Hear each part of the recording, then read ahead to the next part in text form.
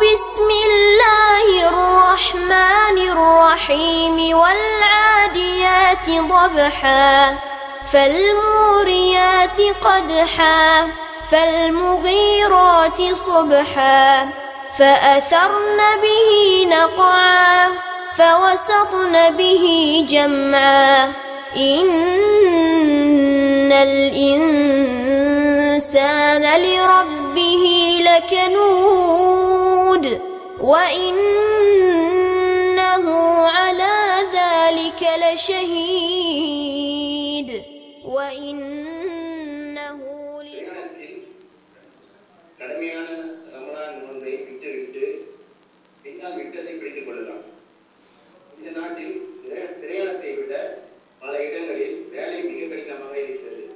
சிறுநீர் கழிப்பது கூட கடினம்.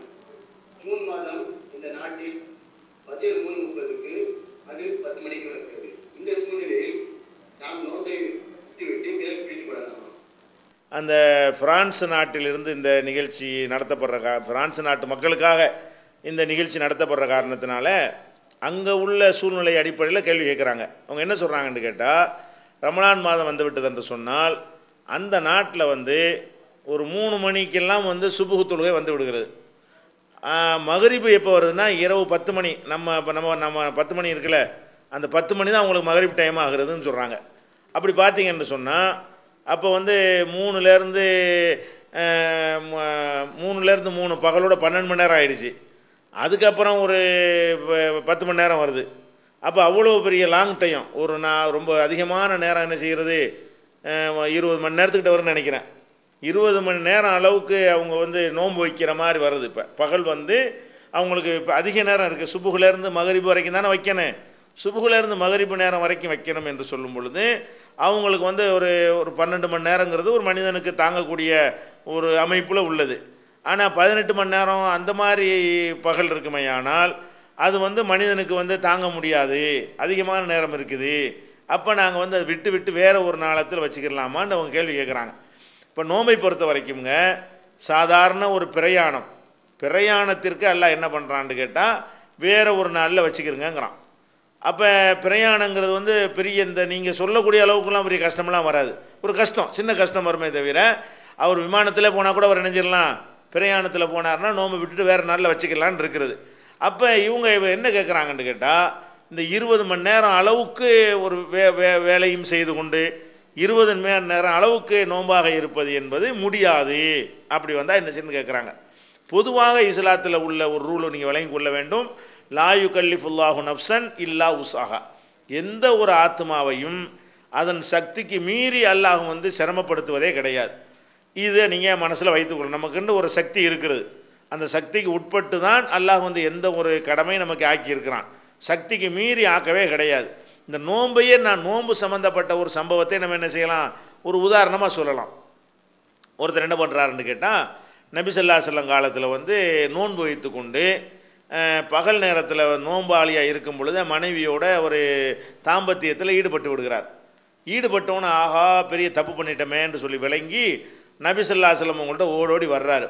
அல்லாஹ்வுடைய தூதரே, நான் வந்து நாசமாக போயிட்டேங்கிறாரு. என்னப்பா நாசமாக போயிட்டேன்னு கேட்குறாங்க. இந்த மாதிரி விஷயம்னு அவர் சொல்கிறாரு. அப்போ ரசூல் ஸல்லல்லாஹு சொல்கிறாங்க, இப்போ நோன்பு வச்சுக்கிட்டு நீ வேணும்னு முறிச்சிட்டேன்னா அது கண்டிப்பாக பரிகாரம் கொடுக்கணுமே அப்படின்னு கேட்டு, என்ன பரிகாரம் சொல்கிறாங்கன்னு கேட்டால், நீ வந்து 60 நோன்பு தொடர்ந்து வைக்க உனக்கு ஏழுமான்னு கேட்குறாங்க. ஒரு நோன்பை வேணும்னு முறிச்சோம்னு சொன்னால் எத்தனை நோன்பு வைக்கணும், 60 நோன்பு வைக்கணும். இயலாமையில் முறிக்கிறது, பலவீனத்தில் முறிக்கிறது, மயக்கத்தில் முறிக்கிறது, நோயில் முறிக்கிறதுக்கு கிடையாது. வேணும்னு ஒரு முறுக்கில் வந்து என்ன செய்கிறது, அது மாதிரி வந்து மறதியில் தின்னா முறிக்கவே செய்யாது. வேணும்னு முறிக்கிறது தான் இது. அப்போ வேணும்னு ஒருத்தர் முறிப்பாரையானால் அதுக்கு என்ன பரிகாரம், 2 மாதம் 60 நாள் அவர் என்ன செய்யணும், நோன்பு நோக்க வேண்டும். அப்போ ரசூலுல்லாஹ் கேட்குறாங்க, நீ செஞ்ச வேலைக்கு வந்து 60 நாள் நோன்பு நோக்க உனக்கு ஏழுமான்னு கேட்குறாங்க. நோன்பு நோருன்னு சொல்லலை, நோன்பு நோக்க 7 ஹல் தஸ்தீவுன்னு கேட்குறாங்க, முடியுமான்னு கேட்குறாங்க. அவர் என்ன செய்கிறாரு, முடியாதுங்கிறாரு. முடியாதுன்னு கிழவனா இவர் இளைஞராக இருக்க போய் தானே இந்த மாதிரி பகலில் இந்த மாதிரி பண்ணிவிட்டுருக்காரு. இவருக்கு முடியும், ஆள் உடல் இளமைங்கிறது அந்த சம்பவத்திலே வழங்குறது. இப்போ தள்ளாத வயசுக்காரரை கண்டிப்பாக இருக்க மாட்டார். இவருக்கு 60 நோம்புலாம் வைக்க முடியும். ஆனால் என்ன நினைக்கிறாரு, ஒரு நாளைக்கு இந்த பாடம் இருக்குது, 60 நாளைக்கு வச்சா நான் என்ன ஆகுறதுன்னு சொல்லிட்டு அந்த முடியாது தான் சொல்கிறார் அவர். இல்லை அப்படிலாம் முடியாது அப்படிங்கிறார். அப்போ ரசூல் ஸல்லல்லாஹு சொல்கிறாங்க, 60 ஏழைக்கு அப்படின்னா சாப்பாடு கொடுக்கணும், நீ 60 நோன்பு வைக்கணும், 60 நோன்பு உனக்கு வைக்க முடியலைன்னு சொன்னால் 60 ஏழைக்கு நீ என்ன செய்ய சாப்பாட்டை கொடு அப்படிங்கிறாங்க. அப்போ ரசூல் ஸல்லல்லாஹு செய்கிறாங்க, சாப்பாடு கொடு என்று இல்லையே, நான் எங்கே சாப்பாடு கொடுக்குறது, நானே சாப்பாடு கஷ்டப்படுறேன், நான் எங்கேருந்து 60 ஏழைக்கு சாப்பாடு கொடுக்குறது, அதுக்கு நம்மள்ட்ட சக்தி இல்லை அப்படின்ட்டார்.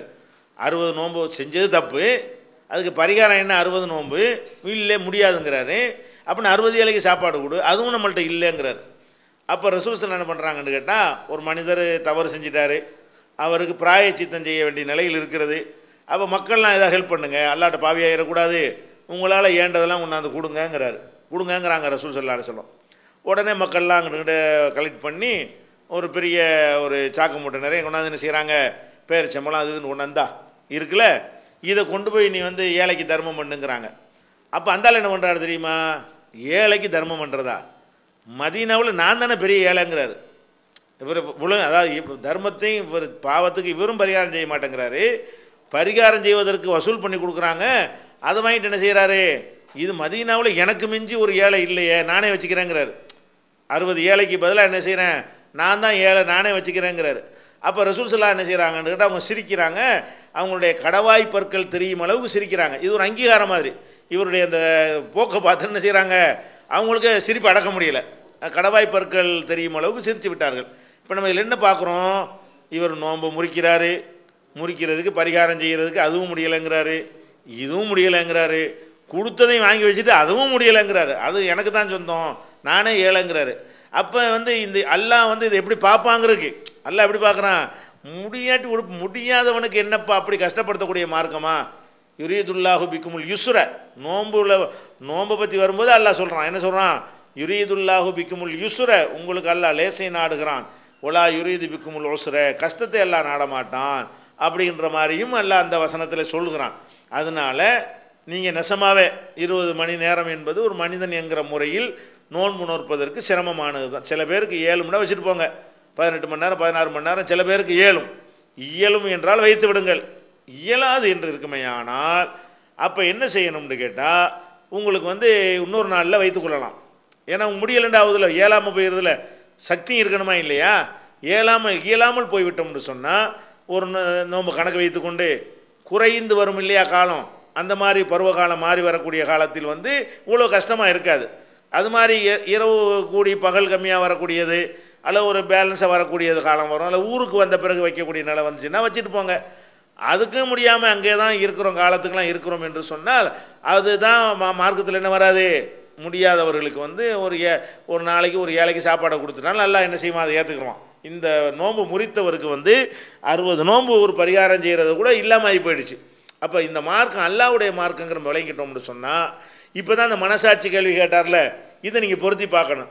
நெசமாகவே நமக்கு முடியுமா முடியாதா, முடியாது நல்லா தெரியுதா, உங்களுக்கு முடியாதுன்னு தெரியுமா, அப்புறம் எப்படி அல்லாஹ் உங்களை கஷ்டப்படுத்துவான். நெசமாக இருக்கணும், மனசாட்சியத்தை கேட்கணும். என்ன கேட்கணும், இது சில ஆட்கள் நெசமாக முடியும், இதெல்லாம் இது மாதிரி பல தடவை இருந்திருக்காருன்னா இருந்துட்டு போங்க. முடியாது நல்லா தெரிகிறதா, முடியாது தெரிஞ்சால் 2 வழி தான் உங்களுக்கு இருக்கிறது. ஒன்று வேறு நாளில் வைங்க, வேறு நாளில் வைக்கிறதுக்கு முடியாத அளவுக்கு காலமெல்லாம் அது அப்படி தான் இருக்குன்னு சொன்னீர்களே. ஆனால் ஒரு நோன்புக்கு ஒரு ஏழைக்கு உணவு வேணும்னு முறிச்சா தான் 60 ஏழைக்கு உணவு கொடுக்கணும். வேணும்னு முறிக்கலைன்னு சொன்னால் ஃபிதியத்துன் தாவு மிஸ்கீன், ஒரு மிஸ்கீனுக்கு நீங்கள் என்ன செய்யுங்க, உணவளித்துருங்கன்னு எல்லாம் சொல்லி காட்டுறான்.